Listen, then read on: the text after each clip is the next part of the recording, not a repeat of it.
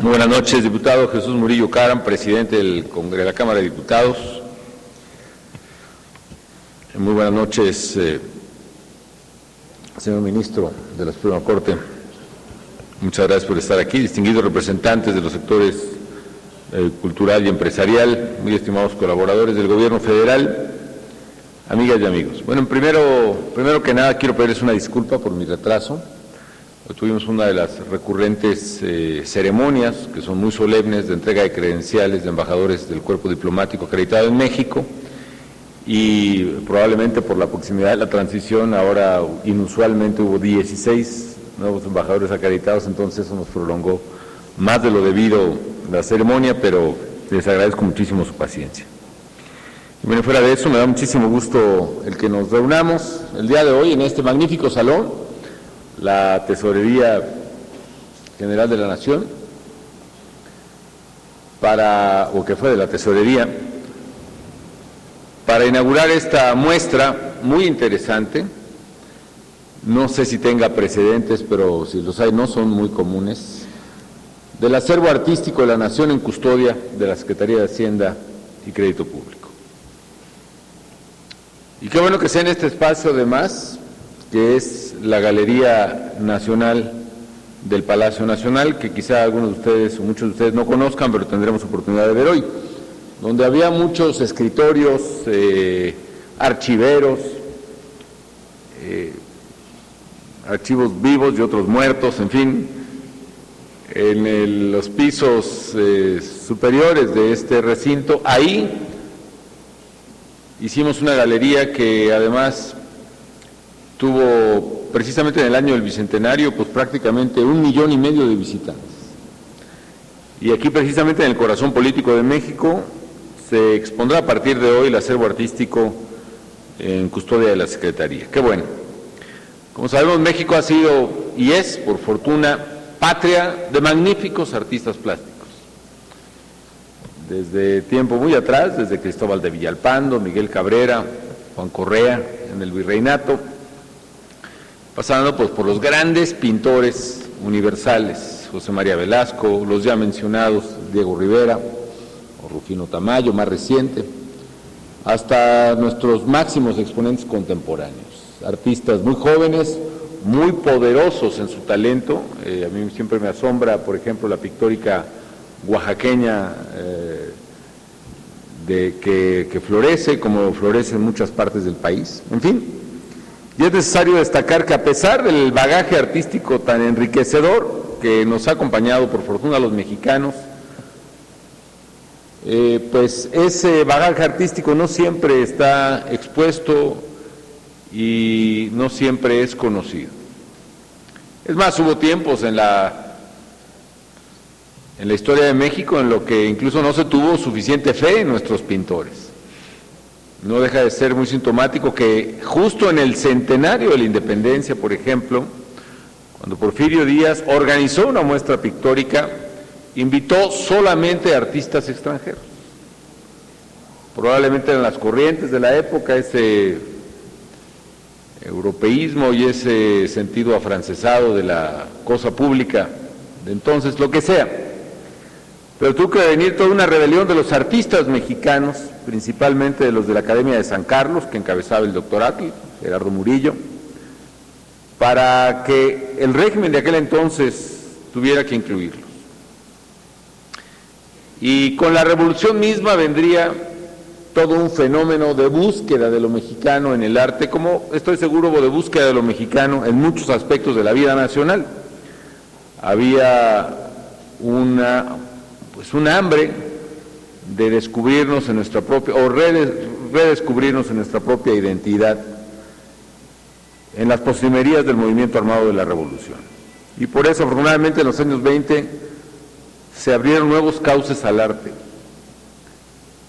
Un pionero de ello, desde el poder, desde el gobierno, fue el propio Vasconcelos, que estando al frente de la Secretaría de Educación Pública invitó a los pintores, pintores mexicanos obviamente, a plasmar su arte, y más que su arte, sus ideas, algunas de ellas ideas verdaderamente militantes. No en balde eran varios de ellos de los grandes muralistas militantes del Partido Comunista entonces, y plasmaron en las paredes de la Secretaría de Educación Pública y de la Escuela Nacional Preparatoria también sus trazos con los que realmente nació con toda fuerza el muralismo mexicano. Y para muestra un gran botón que es este mismísimo Palacio Nacional, en cuyas escaleras centrales están pues, el mural enorme de Diego, en donde narra de manera prodigiosa y contrastante la historia de México. Bertrand Wolff, que fue su biógrafo, señaló con claridad acerca de Diego Rivera que solo un gigante de la fuerza física, de la fecundidad plástica, de gran talento e imaginación audaz y de ilimitada ambición, habría afrontado la inmensa tarea de abarcar en 3 enormes muros la historia entera de su patria.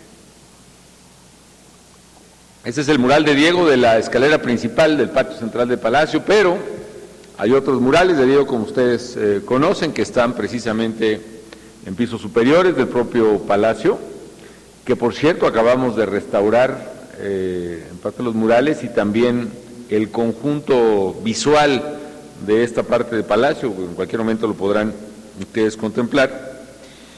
Y ese apoyo hacia los artistas mexicanos por parte del Estado, que en algún tiempo, no sin controversia, se llegó a llamar el andamio invisible, y que iniciara pues con Vasconcelos, se vio reforzado en la década de los 40 cuando nace, afortunadamente, el Instituto Nacional de Bellas Artes, que se fijó como misión velar por el cuidado del patrimonio artístico de la nación.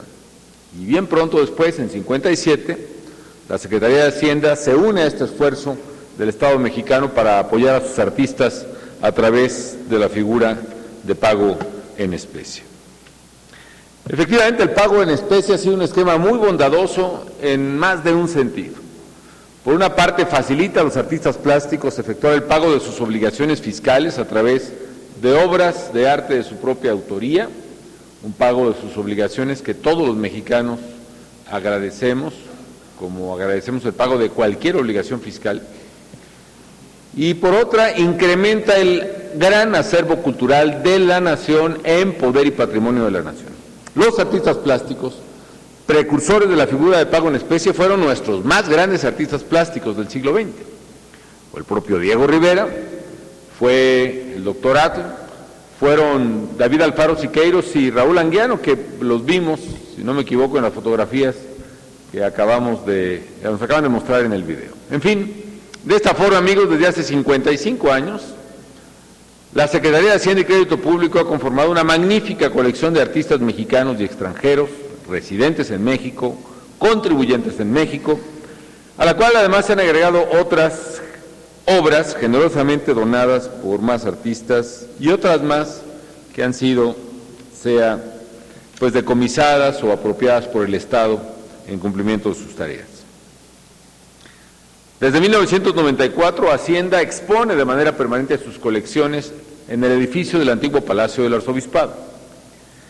Y por tratarse de un patrimonio que pertenece a todos los mexicanos, decidimos abrir las puertas nuevamente de esta Galería Nacional para realzar la importancia de este acervo y para que este recinto exponga a los más destacados mexicanos. Qué bueno que así sea.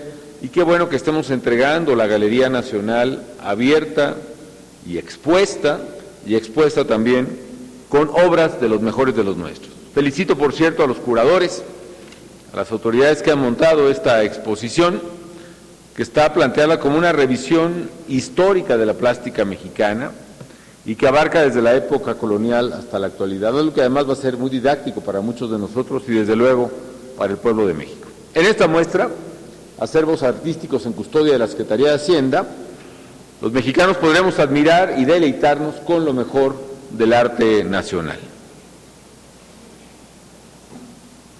La colección de Hacienda pues es muchísimo más extensa.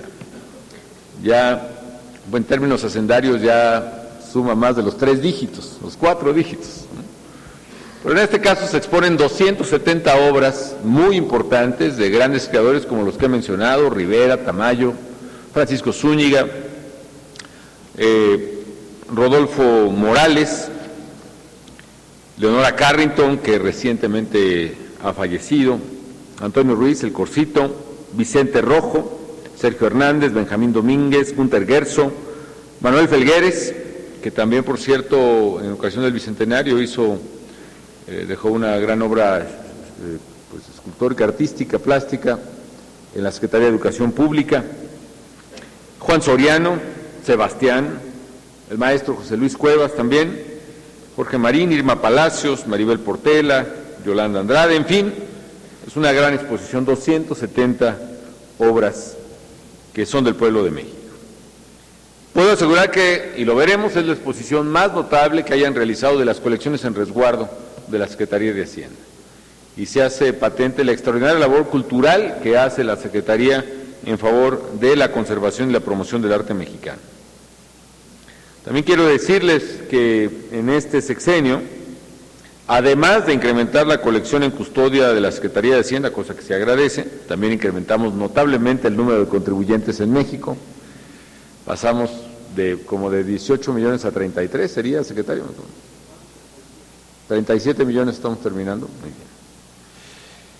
También fortalecimos las colecciones de Bellas Artes a través del programa de adquisición de obras para museos. Hacía mucho que no se le daba presupuesto a los museos de México y a Bellas Artes en particular para comprar obra, para acrecentar su patrimonio. Con él, por primera vez en la historia de México, destinamos 100 millones de pesos para enriquecer el patrimonio artístico nacional. Y el objetivo fue permitir a los mexicanos acercarse más a la creación moderna y contemporánea. También remodelamos importantes espacios culturales. Recientemente el Museo de Arte Contemporáneo Internacional, el Rufino Tamayo, allí en Chapultepec, el Museo de Arte de Ciudad Juárez, particularmente dentro del programa integral Todos Somos Juárez, los dos espacios que generosamente legó al pueblo de México el maestro David Alfaro Siqueiros, algo que yo no tenía el gusto de conocer y que me dio una excelente impresión, que es la Tallera en Cuernavaca, que quedó como un espacio espléndido y habría que rescatarlo porque además estaba perfectamente abandonado, esa es la verdad, en franco deterioro. Su propia casa aquí en México, en la calle de Tres Picos, que es la Sala de Arte Público Siqueiros, entre otros. Desde luego el propio Palacio de Bellas Artes, y en particular su teatro. En fin, creo que, como se dijo en el video, son pocos los países que han conformado un patrimonio cultural con las mejores creaciones de sus artistas para mostrarlos públicamente y sin restricciones a sus ciudadanos. Señoras y señores, finalmente reitero que la cultura es el alma de una nación. Es el resultado de la creatividad y el talento de los pueblos a través de los siglos. Y México es cultura, si algo somos es eso. Somos orgullosamente la patria de civilizaciones ancestrales, de civilizaciones originarias como la Olmeca, con un legado colonial excepcional y con grandes y talentosos artistas en diversas ramas.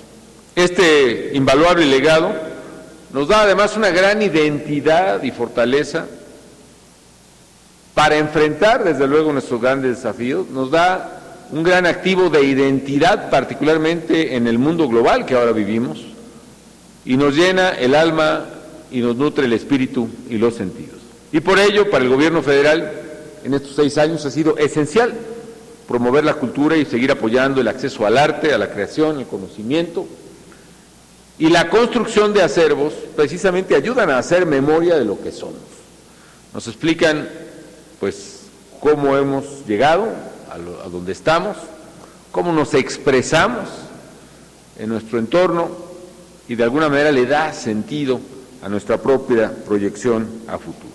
Yo quiero invitarlos finalmente a ustedes, y a través de ustedes, a todas las familias mexicanas, particularmente a los jóvenes, a los niños también, a todos los mexicanos que vengan al Palacio Nacional, a la Galería, a deleitarse con lo nuestro, con esta muestra de acervos artísticos de la Nación en custodia de la Secretaría de Hacienda y Crédito Público. Muchas felicidades por esta gran exposición y muchísimas gracias a todos ustedes.